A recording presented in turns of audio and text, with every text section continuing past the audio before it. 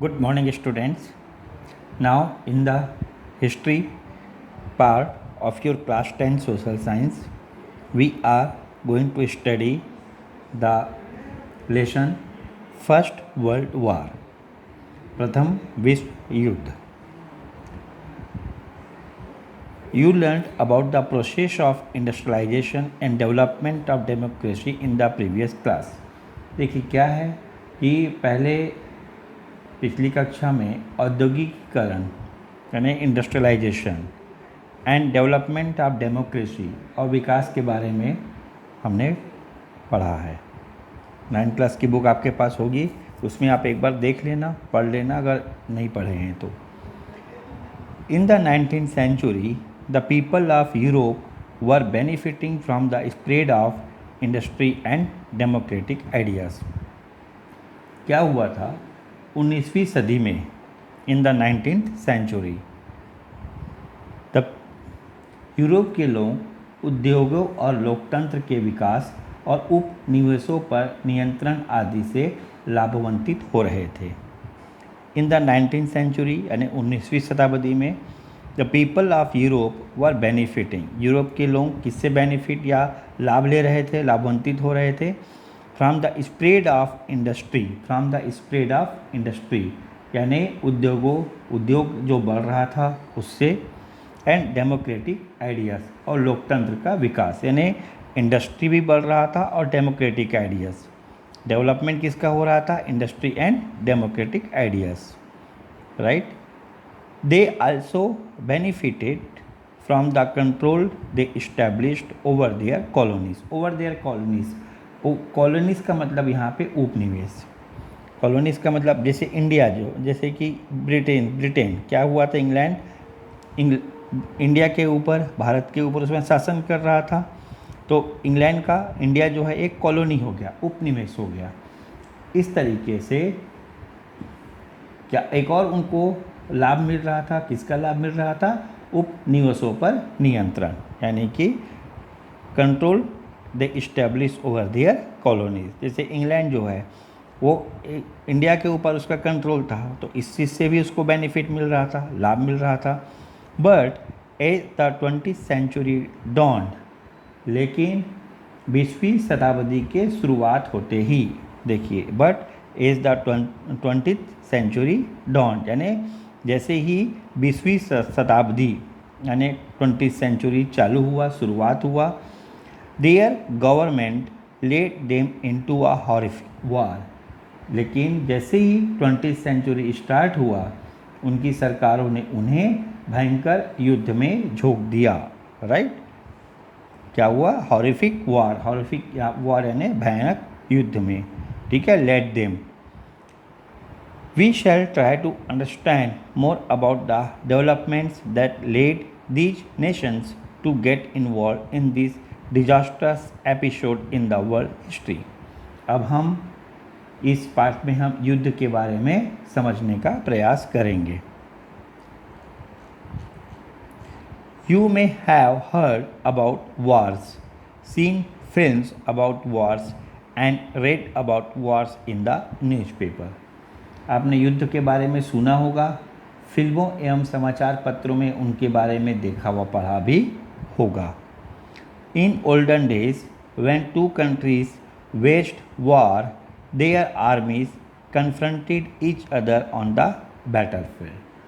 पुराने समय में क्या होता था? दो देशों के बीच युद्ध में दो सेनाएं होती थी और जिसमें ज़्यादातर पुरुष ही होते थे, जो घोड़ों पर सवार होकर तीर, धनुष, तलवार, भाला आदि से जमीन पर एक दूसरे से लड़ते थे, right. Their warriors, mostly men, rode horses and fought each other with bows and arrows, swords, spears, lances and other such weapons. The victorious army would loot and pillage the village and towns of the defeated country. क्या होता था? जो victorious army था, जो विजयी सेना के लोग पराजित राज्य यानी कि डिफीटेड पराजित राज्य होता था, जो डिफीटेड कंट्री होता था, उसके राज्य के गांव व शहरों को लूटते थे.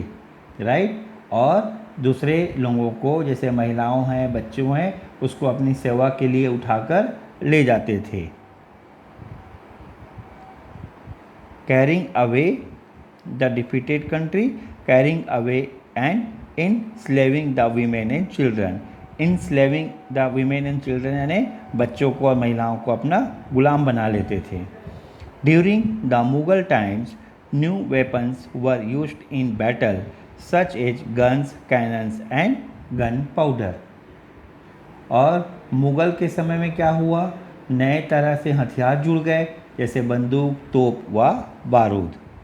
Cannons that could rain deadly bombs 20 kilometres away, automatic machine guns, submarines and troop transport by vehicle and rail transform the nature of war.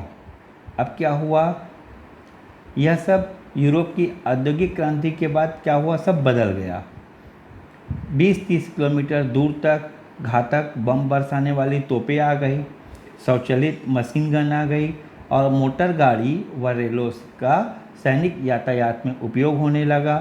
समुद्र के पानी के नीचे चलने वाले पनडुब्बी, युद्धपोत, इन सब में क्या हुआ, देशों के बीच लड़ाई के स्वरूप को ही बदल दिया। नॉट जस्ट दैट, यही नहीं हुआ, और क्या हुआ, where earlier two countries faced each other on the battlefield, the 20th century witnessed world wars in which lakhs of civilian people were killed and countless were crippled। crippled यानी अपाहिज। और यही नहीं हुआ, पहले जहाँ दो छोटे राज्यों के बीच युद्ध किसी रणभूमि में लड़ा जाता था, रणभूमि यानी बैटलफील्ड, वहीं 20वीं सदी में विश्व युद्ध का स्वरूप ले लिया, जिसमें दुनिया भर के लाखों लोग मारे जाने लगे और अनगिनत लोग अपाहिज हो गए। Now here question, how does war disrupt the lives of people. अब आप ये सब चीज़ को पढ़े हैं, देखे हैं, राइट। अब आप सोचिए और लिखिए, how does war disrupt the lives of people. इसका मतलब युद्ध लोगों के जीवन को किस तरह अस्त व्यस्त कर सकता है। डिसरप्ट यानी अस्त व्यस्त कर देना। Second, find out from the newspapers where wars are being waged in the world today and how they are affecting the lives of the people in the warring countries. क्या बोल रहा है, अखबारों से आप पता करें कि आज कहाँ कहाँ युद्ध लड़े जा रहे हैं और उसका वहाँ के लोगों के जीवन पर क्या प्रभाव है। Latest example Afghanistan, right. अब सम बेसिक फैक्ट्स यानी कुछ हम आधारभूत या बुनियादी तथ्यों के बारे में बात करेंगे। Some basic facts, countries which fought the first war. Countries which fought the first war, प्रथम विश्व युद्ध किन किन देशों के बीच हुआ। द जर्मन एम्पायर, एक तरफ जर्मन साम्राज्य था, द जर्मन एम्पायर।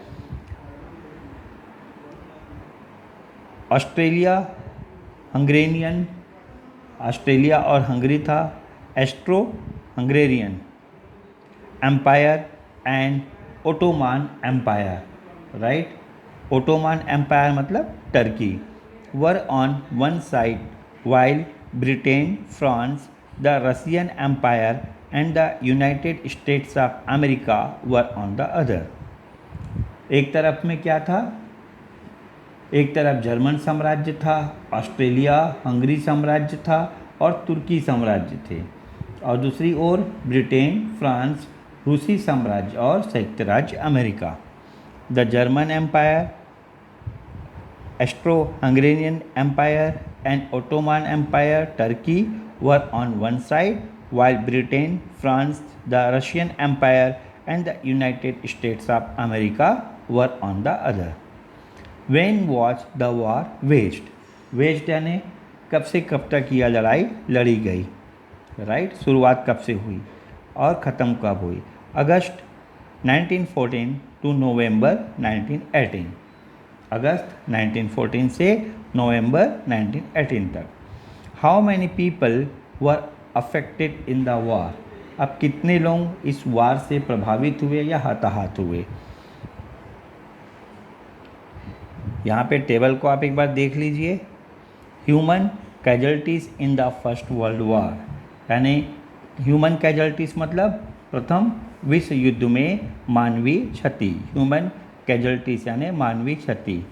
कंट्री है ऑस्ट्रिया, ब्रिटेन विथ कॉलोनीज यानी उसके जो उपनिवेश थे, France, Germany, Italy, Russia, Turkey and USA. Number of soldiers, death, wounded and prisoners are missing. Number of soldiers यानी सैनिकों की संख्या दिया हुआ है, डेथ्स कितने लोग मरे हैं, मरने वालों की संख्या, वुंडेड यानी घायलों की संख्या, प्रिजनर्स या मिसिंग, राइट। अब हम इस टेबल को आप अच्छे से एक बार स्टडी कर लेंगे। इस टेबल के बेस पे हम कुछ क्वेश्चंस का आंसर ढूंढने की कोशिश करेंगे। आप इसको टेबल को स्टडी कीजिए और बताइए। Which country suffered the most death, यानी सबसे अधिक किस देश के लोग मारे गए।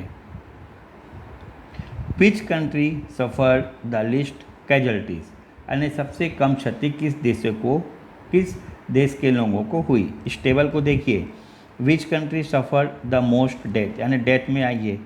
अब बताइए, ये country name of the country है, किस कंट्री में सबसे अधिक देश के लोग मारे गए। Which country suffered the list casualties, यानी कि वुंडेड, किस देश के लोगों को सबसे कम क्षति हुई, right. Suffered the list casualties. Now thousands of Indian soldiers were killed in this war. In which country's figure would Indian casualties be included? अब एक बात और है कि भारत के भी हजारों सैनिक इस युद्ध में मारे गए, उनकी गिनती किस देश के आंकड़ों में छुपी हुई है। यानी कि आपको मैंने बताया था कि जो कॉलोनीज बने थे, उपनिवेश बने थे, कुछ ऐसे कंट्री जो इंग्लैंड के जैसे कि कंट्रोल में थे, तो भाई वहाँ से जो सोल्जर्स जाएंगे तो उसी कंट्री के अंदर में रहेंगे, राइट। तो ये आप इसको सोचिए। Third question. Now next, what do you think was done to the soldiers who were taken prisoner. What do you think was done to the soldiers who were taken prisoner. युद्ध में जो सैनिक बंदी बनाए जाते हैं उनके साथ क्या होता होगा। How do you think the soldiers who were disabled live their lives after the war was over. और ये भी सोचिए कि जो लोग युद्ध में अपाहिज हो जाते हैं उनकी ज़िंदगी कैसे कटती है। How do you think the families who lost their young members cope with life after the war. क्या पूछ रहा है कि जिन परिवारों में जो युवा पुरुष मारे जाते हैं उनका गुजारा कैसे होता होगा, राइट। तो यहाँ पे हमने इस पैराग्राफ को देखा। आप टेबल को पढ़िए और जितने भी क्वेश्चन हैं उसके आंसर आप सोचिए, अभी लिखने की कोशिश कीजिए। We will continue in the next video lesson. This is part end of the part 1।